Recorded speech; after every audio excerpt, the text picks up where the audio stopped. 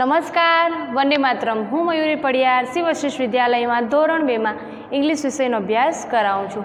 વિદ્યાર્થી મિત્રો, અભ્યાસમાં આપણે chapter 6 sound of animals and birds શીખી રહ્યા છે. એમાં કેટલાક પ્રાણી અને પક્ષીઓના અવાજ આવે છે એ તમે સાંભળો છો અને તમે ઘરે પણ કેટલા બધા આજુબાજુ રહેતા પ્રાણી અને પક્ષીઓના અવાજ સાંભળ્યા છે. તો આજે આપણે એ એક્ટિવિટી જોઈશું. વિદ્યાર્થી મિત્રો, આજે આપણે એનિમલ્સ અને બર્ડ્સના અવાજો સાંભળીશું.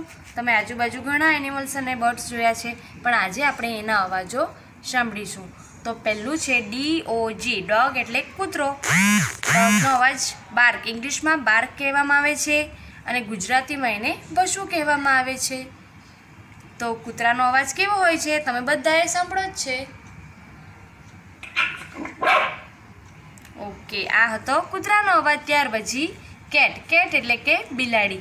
બિલાડી તો તમે જોઈ જ છે, તો એનો અવાજ કેવો હોય છે? મ્યાઉ મ્યાઉ.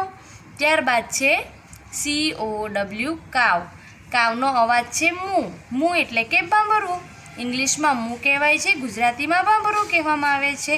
તો ગાયનો અવાજ આપણે સાંભળીશું. ઓકે, ત્યારબાદ ક્રો, CROW, ક્રો એટલે કાગડો. તો એના અવાજને કો કહેવામાં આવે છે. કો એટલે કાકા કરવું. તો કાગડાનો અવાજ સાંભળીશું. ઓકે, ત્યારબાદ છે કોક. કોક એટલે કે મરઘો. મરઘો, એનો અવાજ કેવો હોય છે?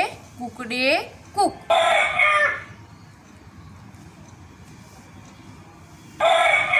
ઓકે, તો આપણે મરઘાનો અવાજ સાંભળો. હવે DUCK, ડક. ડક એટલે કે બતક. તો બતકનો અવાજ સાંભળીશું. એનો અવાજ કેવો હોય છે? Quack quack.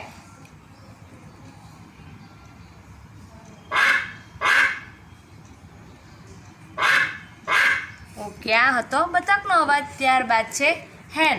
હેન એટલે કે મરઘી. મરઘીનો અવાજ કેવો હોય છે? ક્લક. ઇંગ્લિશમાં એને ક્લક કહેવાય છે. તો આપણે મરઘીનો અવાજ સાંભળીશું. ઓકે, આ હતો મરઘીનો અવાજ. ત્યારબાદ DOVE, ડવ એટલે કબૂતર. ઓકે, તો કબૂતરનો અવાજ કેવો? ઘૂ ઘૂ. ગુજરાતીમાં ઘૂ ઘૂ કરવું કહેવામાં આવે છે, ઇંગ્લિશમાં કુ. ઓકે, તો આપણે ડવનો અવાજ સાંભળીશું.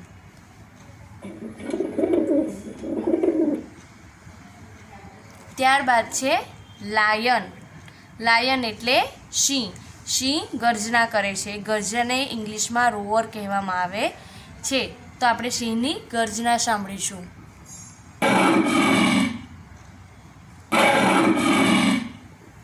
ઓકે, ત્યારબાદ આ શાનું ચિત્ર છે? ઘોડાનું. ઘોડાના અવાજને ઇંગ્લિશમાં નેઈ કહેવામાં આવે છે અને ગુજરાતીમાં આપણે ઘોડો બોલે એને હણહણવું એમ કહીએ છે. તો આપણે ઘોડાનો અવાજ સાંભળીશું.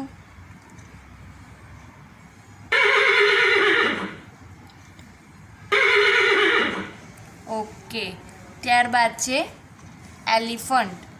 ઓકે, એલિફન્ટ એટલે હાથી. તો હાથીના અવાજને ટ્રમ્પેટ કહીએ છે. ઇંગ્લિશમાં ટ્રમ્પેટ કહેવામાં આવે છે, ગુજરાતીમાં તો આપણે હાથીનો અવાજ એમ જ કહીએ છીએ. તો આપણે હાથીનો અવાજ સાંભળીશું.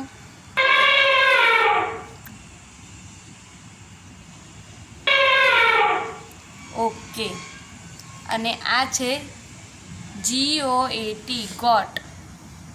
ગોટ એટલે બકરી. એના અવાજને બ્લીટ કહેવામાં આવે છે ઇંગ્લિશમાં, અને ગુજરાતીમાં બકરી બોલે એને આપણે શું કહીએ છીએ? બે બે કરવું. તો આપણે બકરીનો અવાજ સાંભળીશું. ઓકે.